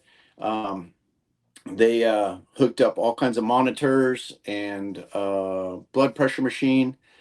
They even put the new defibrillator on me, which is a sticky patch that goes on the front of you and on the back of you, hooked to a crash Wow. cart right next to you. Yeah, it was pretty intense. I think I still have a few pictures from it. I really haven't told too many people this story. So picture me sitting there with about 30 or 40 wires hooked to me. I'm looking out, and all I see is probably about 4 or 5 doctors and about 20 nurses. And then my mom and dad showed up, and they were sitting to the left of me, watching all this go down. It's Hmm. pretty intense and pretty scary. 2 IVs. They were injecting me with, I don't even remember, 2 or 3 different things to try to get my heart rate to come down. Everything they did not work. So at this point here, I'm pretty much freaking out. I'm sitting here watching my parents watch me, which uh, no parent wants to watch their child in this position. And I mean, my mom and dad are in the 70s, so uh, you know, if anybody's gonna go, I don't want to be the first one. You know what I mean? And that was really hard to deal with at the time because it put an extra level of what the hell's going on right now. Sure. So story goes on. I didn't get my heart rate down for more than maybe 2 or 3 minutes at a time, and then it would spike back up, and they'd inject me with some more stuff. And so doctor decided to give me a drug that actually shuts my heart off for about 15 to 20 seconds. Yeah, when you told me that the other Again, day, I was all these like, wires, defibrillator, all these people, literally the whole ER is in front of me, and the medical staff there to do anything it takes to keep me around and keep me going. The monitor is right behind me, and it had, you know, your little heart rate going, do do do whatever, you know, and all your other stuff on it. And when they injected me in my IV with this stuff, literally the little line that goes on the screen just flatlined. And so, and then luckily they didn't have the volume on, but yeah, I had to turn around to look at it, and I was like, oh man. So the only way I can describe it is my whole body just kind of went blank. I could still move. I could feel everything. I could watch everything. I could understand everything. I could hear everything. I could talk. And about 15, 20 seconds later, it kicked off again. And the whole ER stood up and started clapping and got all excited and stuff. So my heart rate did go down. It only lasted for about 30 to 40 minutes. At that point, they gave me another drug through my IV bag, and that got my heart rate down. And it kept it down for almost 3 hours. And at the 3 hour mark, they were like, "You get to go home." And I was like, "Heck yeah," because I'm tired of being here. It was probably, God, I remember like 2, 3, 4 o'clock in the morning. My mom and dad are exhausted. They've been sitting there bobbing their head and weaving and stuff, you know. And I'm like, I don't want to see them. They're 70 years old. See them not getting sleep and not taking care of themselves. You know what I mean? So, and then just before the 3 hour mark, my heart rate took off again, and so that was alarming. And I'm getting goosebumps now when we talk about it again.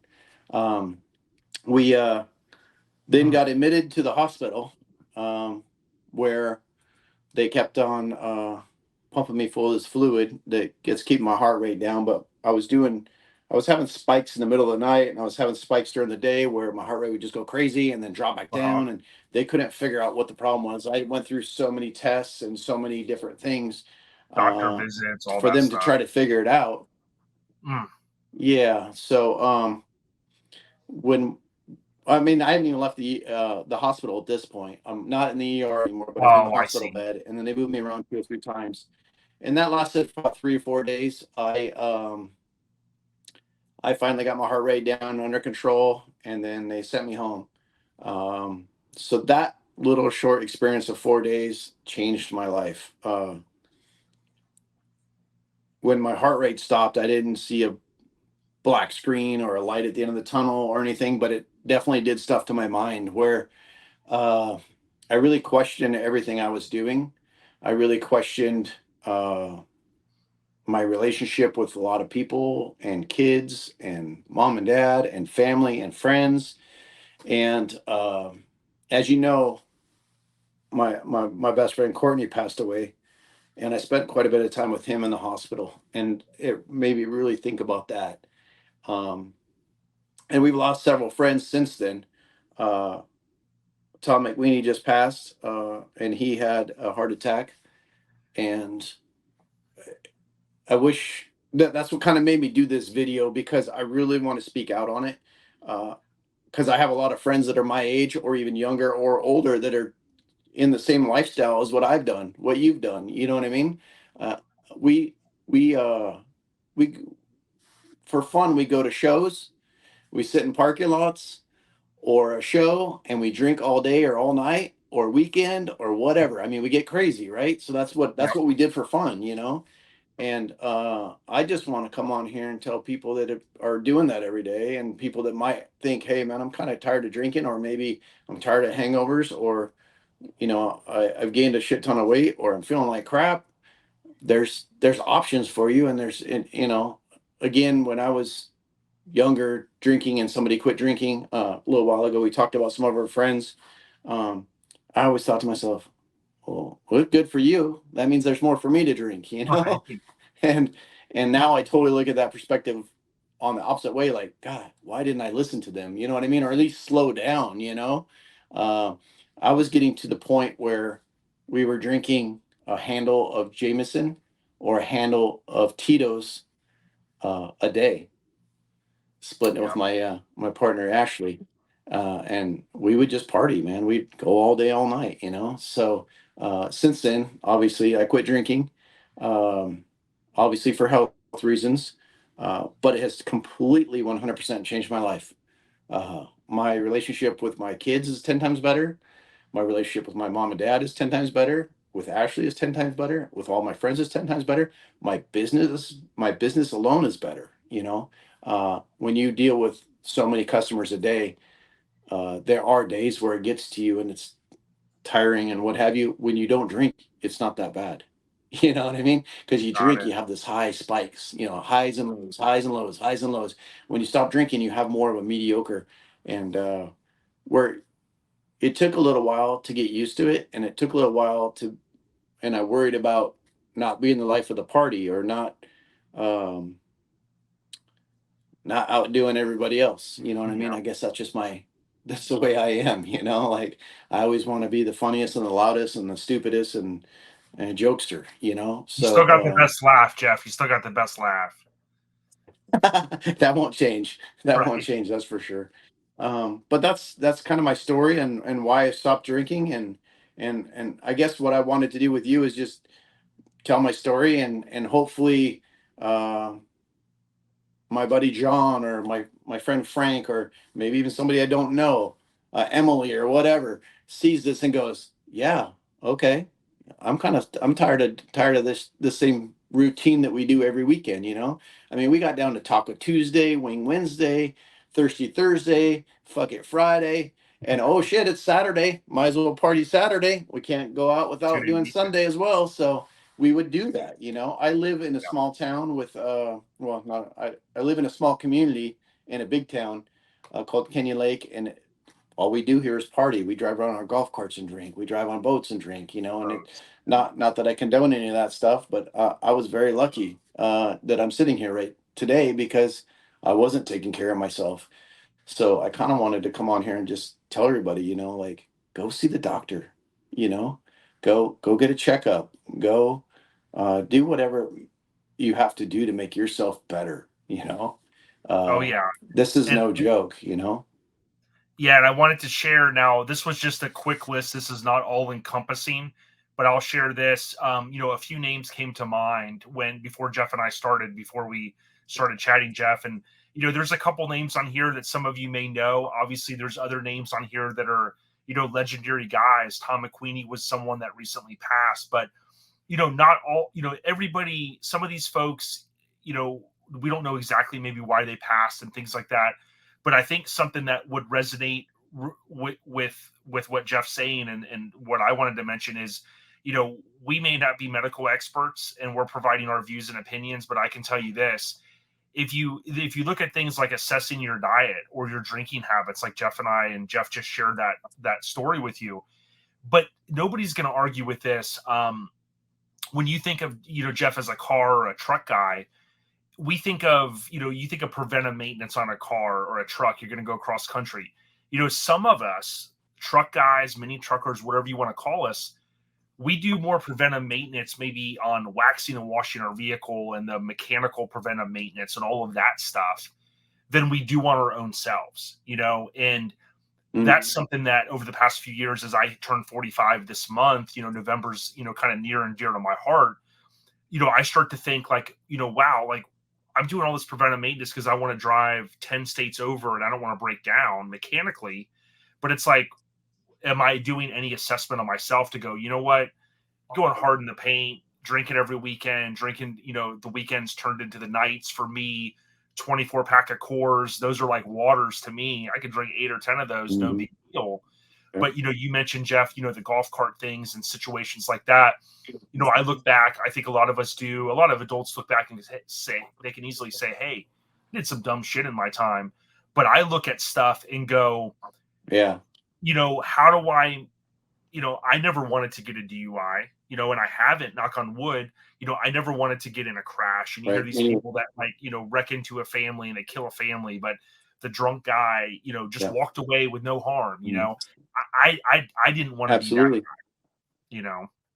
I so agree with you 100% on that. I was really lucky as well. I never got a DUI, never had one of those. yeah, Never really got caught up in too much doing dumb shit as far as that goes. right. I can pretty much go outside anytime now I want. Get on my bike, get on my boat, my golf cart, my car, whatever, and drive anywhere I want because I don't have to worry about it. Yeah. And I was a Class A driver for many years, and I was really good about not drinking and driving. Once I let my Class A go, though, it was kind of like, oh, we can make it over there, Yeah. and that's probably not the best decision Years. ever. Yeah. I was very lucky as well. Oh yeah. Um, Now, I did want to share this. Again, going back to the piece that I said earlier, many of you knew Sean Carlson. I did not know him personally. I had become friends with I Trevor. understand. His brother lives in Florida now, South Florida. And obviously, again, when we look back at some of these names, we don't know the reason behind all of their passings. We know, to Jeff's point earlier, I think a key thing is it made me wake up and say, we're losing our friends. And when you look at someone like Yeah. Sean, the Auto Week article that I pulled this from, mentions, of course, that he had passed from it was Brugada, I believe is how you pronounce it, Brugada syndrome. It was a genetic heart disorder. And the thing I would tell you is, he was 35 years old. And something that I think is important is, when you think about like how talented he was, or, how skillful he was, and he passed at 35. And then, I'm at 45, Jeff's at Yeah. 50. Some of you guys are different ages. I start to think, we're lucky in a lot of ways, blessed, however you want to think about it, to be where we're at. And it's like some people didn't get, I mean, Mhm. Tupac, one of my favorite artists, died at 25, right? Mhm. And you think about Mhm. how much more life you have in you. And it's like, we're not here to preach and say, hey, we're your dad, we're going to tell you what to do. But I think Right. opening the conversation in hip hop, I follow a lot of guys, and in hip hop, it's not cool to talk about diet and, eating good and walking and stuff. But Jeff and I are Mhm. here to kind of lay down the foundation and say, hey, look, at least think about it. Some of us, if you drive for a living, Yeah. maybe you're behind the wheel a lot, you don't get enough exercise or this or that. Just think about it, right, Jeff? Because the way I see it is the preventive maintenance on the vehicles is great, but we got to do some self-assessing and preventive maintenance on ourselves. Absolutely. When all this went down for me, I basically had to cut out pretty much everything I love. Uh, Yeah. you know, Caffeine, salt, meat, red meats. My diet went to a very, very bland diet real quick. Eating is no longer my favorite thing to do. I Right. lost 45 pounds, which is good news. Wow. Um, but yeah, definitely. And again, I said that before. I never went to the doctor. I don't like doctors. I don't like going Yep. there. I don't like dealing with them. I find that they're always trying to fill you full of pills and shots Right. and junk like Push that. their agenda and all that I'm not. crap. I don't even. I don't even do the flu shot. You know what I mean? I feel like Yep. the last time I did a flu shot, it made me worse. Yep. Yep. Um, and I don't know. That's just my belief. I don't Sure. if you or anybody else takes it do what you do. But Sure. when I was in the hospital, they kept on asking me like, "So what else have you been in the hospital for?" And I was like, "Nothing." Nothing. Right. Like, what do you mean? I'm like, "Oh, I've got stitches. I broke a few bones here and there growing up, but I've never really. You've never had any surgeries. You never been in the hospital, and when's the last time you'd been to the doctor?" I'm like, I can't remember. You like showing your know? phone. You're like, you know who I am, Mr. Devious here, right? I mean, I don't, I'm good. Yeah, it was just like, yeah, just fix me. I need to go back to work. Yeah, we got parts that got to ship out tomorrow. Yeah, I got people.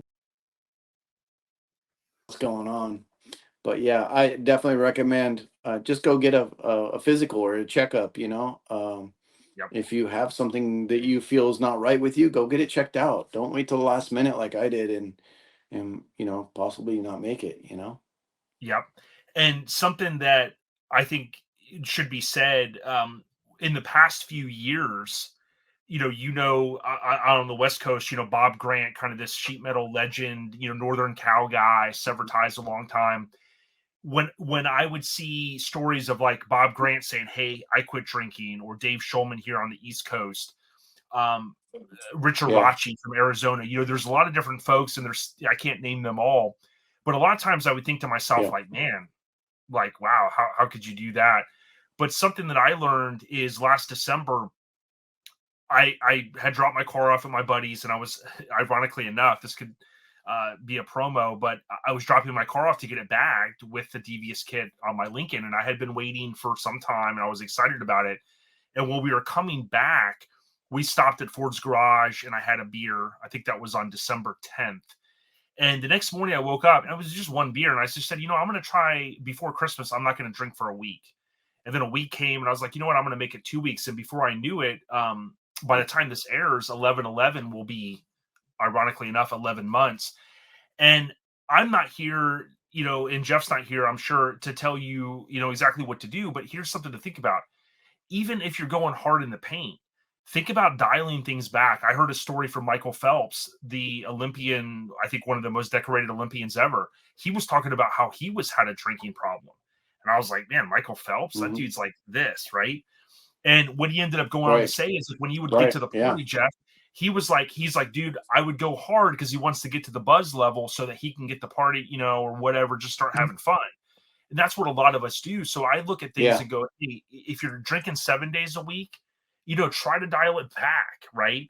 For you, it might be going cold turkey. And for other people, it might just be going, hey, you know what? I'm only going to have 2 beers down, not 10. So something to think about. Courtney Hallowell, I know, meant a lot to the world. When I went in the hospital.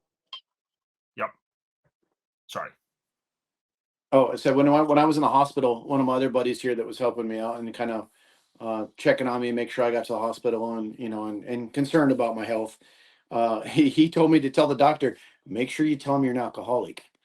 And I was like, who are you talking to? You're not talking to me. I'm not an alcoholic. I can quit whenever I want. And I did the week or two, month or two here and there, no drinking, and then started drinking again, whatever. Yep. And I started thinking about it. I was sitting there in the hospital. I'm like, he's fucking right. Cause like lunch, I have drinks. You know what I mean? So yeah, when Bob Grant quit drinking, he told me, hey, I quit drinking, you should join me. And I'm like, I just laughed at him because I was like, why? Why would you do that? And now I'm like, oh man, I should have listened to him a long time ago. I wouldn't be in this boat, Oh yeah. And when I mentioned Courtney Hallowell, I know he meant the world to you and to so many people. He was like one of those close guys, and rest in peace to him. And to your point, I wanted to hit upon this point real quick, is that when you think of the good friends that you have, or people that, I've got a few close guys that I can call, we joke around mafia terms, we call them a consigliere, and say, these are the guys like you can lean on to get that real advice. I think it's really the utmost importance to be able to have a close friend. And if you're having, some doubts about, hey, your health or where you're going in life, call up that friend and have those conversations. Because Jeff, it's kind of funny to me.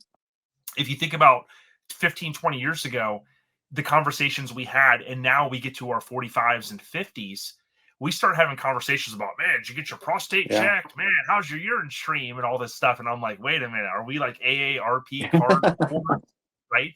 But those conversations, again, I mean, naturally, as we're getting older, we're maturing, we're getting to a point where those are the conversations, believe it or not, we should be having. I just hope, Jeff, that we don't start talking about white Yeah, New absolutely. Balances or I have to Velcro tell you options anytime soon.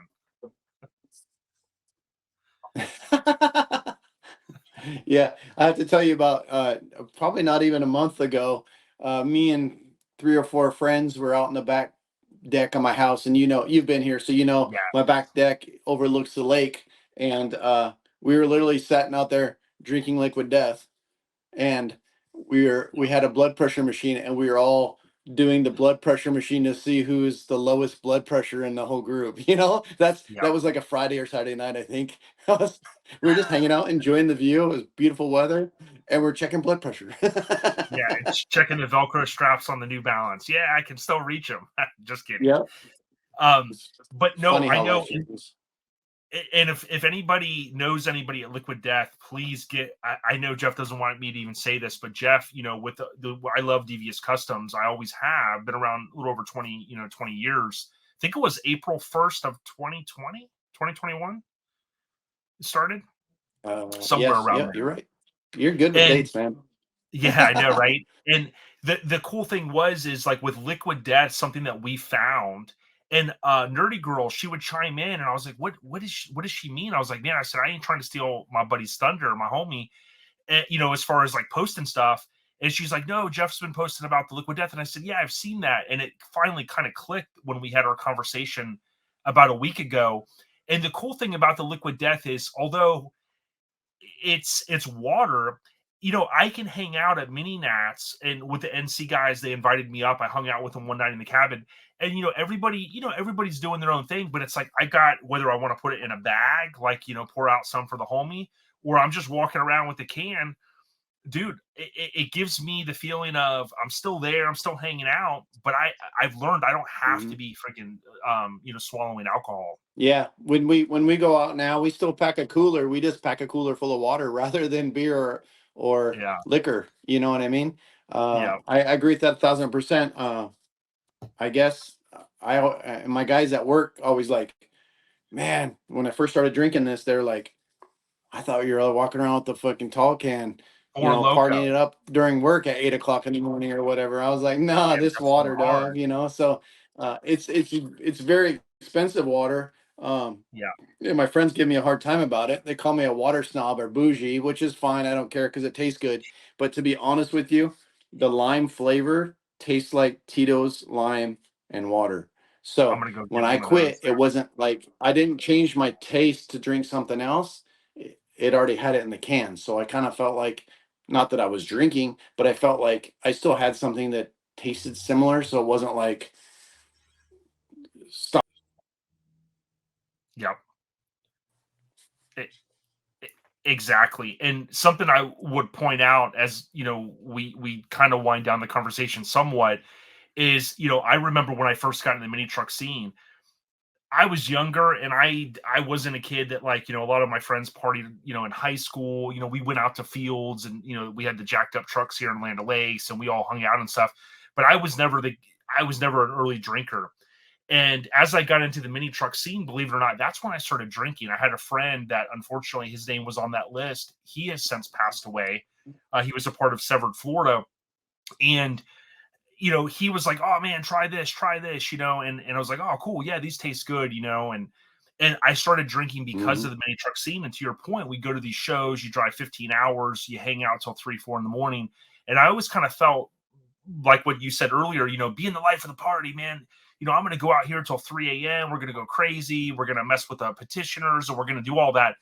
But I realized it's like, what? I'd rather hang out, get the food, chill out in the parking lot. I can still do it till whatever time. Yeah. I get up the next morning, and I remember when Rich Irachi stopped drinking, and, famous Crazy Rich, shout out to him. He's been on OLP. Rich said, hey, I get up on a Sunday now, and I don't have this hangover until 12, 1 o'clock, where I'm like dead to the world. Yeah. So, Or I get up at 5, 6 o'clock every morning. And so without an alarm, I don't have to anymore. Like I just wake up and I feel good. I'm ready to go for the day. I'm recharged. Yeah, I do go to bed a lot earlier now. And occasionally we'll stay up late, what have you. But yeah, absolutely. I don't miss that part of it at all. yep. The next day is amazing, Oh yeah. And I think, my kind of closing thought would be that, again, everybody's going to be a little bit different, right? Some people are going to go, hey, I still like drinking. I want to do what I want to do. I think the key thing is, my takeaway for me is, just try to assess what you've got going on. Like I'm trying to do better in my life about, spending, so much money and debt diet, if you will. And some people are on a health diet, some people are on an alcohol diet, or whatever you're on. But certainly to be able to kind of get a bird's eye view of yourself from the outside sometimes is the thing. And for me, it's sometimes leaning on a friend to go, hey, I think I kind of have a problem here. What do you think? Well, I'm glad you asked. Let me give you some of my feedback. And then it's listening to that feedback. And then it's honestly taking action, figuring out what you may decide you want to do. And, to Jeff's point, I tip my cap to you. A year ago, you made a decision. December, I made a decision. We didn't even know what we had going on in our own lives, but certainly I felt like it was right for me. And that's all I would kind of express to everybody. Try to at least assess what you got going on and do what's right for you. Absolutely, absolutely. And the cool part about me when I quit drinking, obviously I had underlying issues, but my girlfriend Ashley, she quit. Oh, Um, wow. my best friend quit drinking the same day I Mhm. did. When that happened, he goes, "You're gonna quit drinking? I'm gonna quit drinking too." And to Wow. me, a huge support group like that, and I don't mind if people drink around me. It doesn't bother Sure. me. Same. I'll still go to birthday parties. I'll go to Vegas, whatever. I just don't choose to sit around in the bottom of a bottle all night. I would rather, like, if we go to Vegas, I'd rather go do as much stuff as we can and go enjoy it and remember Yeah.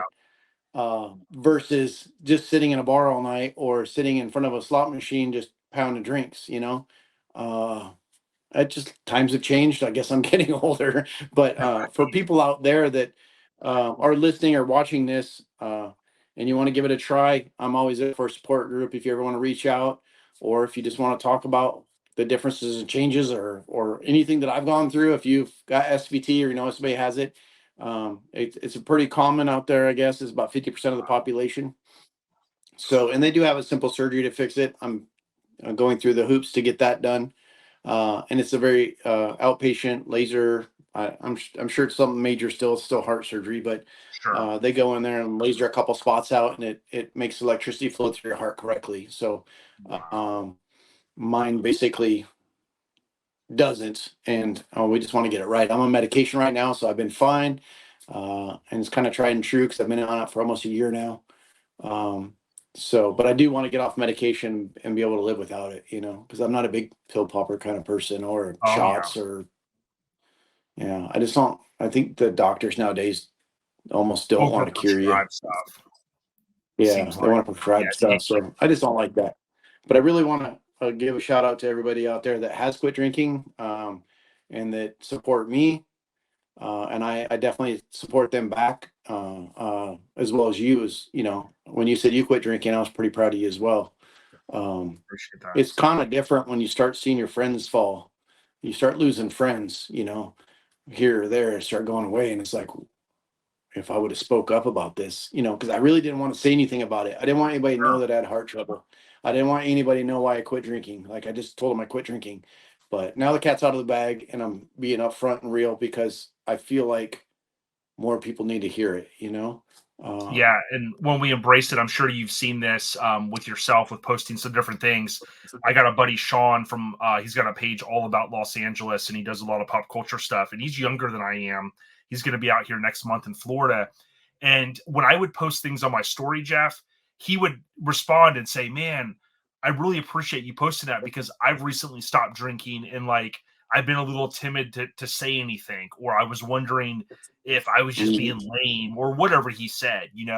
And I think like when we get this message out, there's going to be some people to go, you know what, I've kind of been on the fence, or you know what, I'm going to reassess. And I think we all often say health.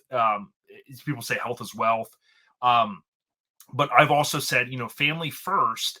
But also to me, health is that it's right in line there because as you know, Jeff, you're a business owner. You've got you. I'm sure some of the things that keep you up at night is you think about this business that you have successfully ran, but then you have all of these employees, right? And the money has to come in to pay those employees so those Mhm. employees can live. So, you know, you have even more things probably on your mind than the average guy, so to speak, that maybe just like me clocks in a 9 to 5 and goes home. So I salute you for helping get the message out. And certainly if we can help one person out, that's more than we probably ever thought 20 years ago that we'd be able to do. Absolutely. And that's the reason why I came on here, and the reason I reached out to you is because I want to make a difference in other people's lives. I want to make things better. If it's just a phone conversation or this video, or it could be a lifelong friend like we are. Sure. I want to support anybody and everybody that can help. I definitely don't want to see any more of my friends go down, especially in the way that we were all headed, so that's important to me. Yeah. In closing, I will say this. And Jeff, I want to be around here to see my kids and my grandkids and all that fun stuff. So, oh yeah, that is, and shout out to your mom and dad. I know they're intricate people in your whole life. I always love seeing your dad. He's always got that smile. You talk about 70 years old. Last September when I was out there, he was in there running circles, in my opinion, on some of the younger guys. Right? I mean, he's a hardworking, true-blooded American dude, and I love seeing that. I think that's the backbone of our country. You and I were all USA 100%. And I'll say this: if anybody's got a connection to Liquid Death, get them to get set up over at Devious Customs, because I'll tell you something that was important to me. And my final thought is just being able to see the success of people and see these other stories where people have said, "Hey, I stopped drinking. I'm drinking the waters," and things like that. It just is a thing where it shows that we can all change. And some of the people would probably look at me, as much as I drink at shows, or maybe Jeff, and say, wow, I mean, if these guys can do it, anybody can. So that's my last thought. Right. Jeff. Absolutely. Yeah. I'm on the same boat with that one. If somebody can look at me and go, and somebody that actually knows me can say, holy shit, Jeff quit drinking. There's hope for anybody, because I was a partier, man. I did it up big. Yeah. And I know I lost my train of thought there for a second. Here's the tie-in I was going to try with Liquid Death. Although Liquid Deaths might be more than your normal average water that you get out of the cooler, it's a lot cheaper than going to the bar on a Friday or Saturday night. I'm sure you've had bigger bills than I have, with the friends and some of the guys, the circles. Hey, I'll take the bill, no problem, whatever. But you see some of those bills, and I know, like, even me as just a single dude going out on a Friday night could be $70, $80, $100 or more, obviously, depending on where we go. Liquid Death in the grand scheme of things is a lot cheaper than that. Absolutely. And that's exactly what I tell everybody too. They're like, oh my God, you spent $80 of water. And I'm like, yeah, you wouldn't say that. Or Tito's or something. You'd be like, oh my God, you're having a party tonight. And it's like, no, I just spent $100 on vodka, Yeah. It's kind of funny how people look at stuff, but and I'll bring up I definitely want to lead more people down the water path. Right. And in closing, I'm going to bring up the L word. As a Lincoln fanatic, as AKA the Lincoln addict, we have, this, Lincolns are prone to breakdown. So I need to save all the money from alcohol so I can actually keep the car on the road. Yeah, absolutely. Absolutely. Much love. Well, I appreciate you, Jason. Yeah, I appreciate you as a friend. I would say much love to Jeff at Devious Customs, of course, deviouscustoms.com. But don't forget, they're also on YouTube, and they're going to continue bringing more content to you guys in 2024. You may find this on Jeff's channel, on his social media, as well as OLP. However you find it, hopefully it resonates well with you.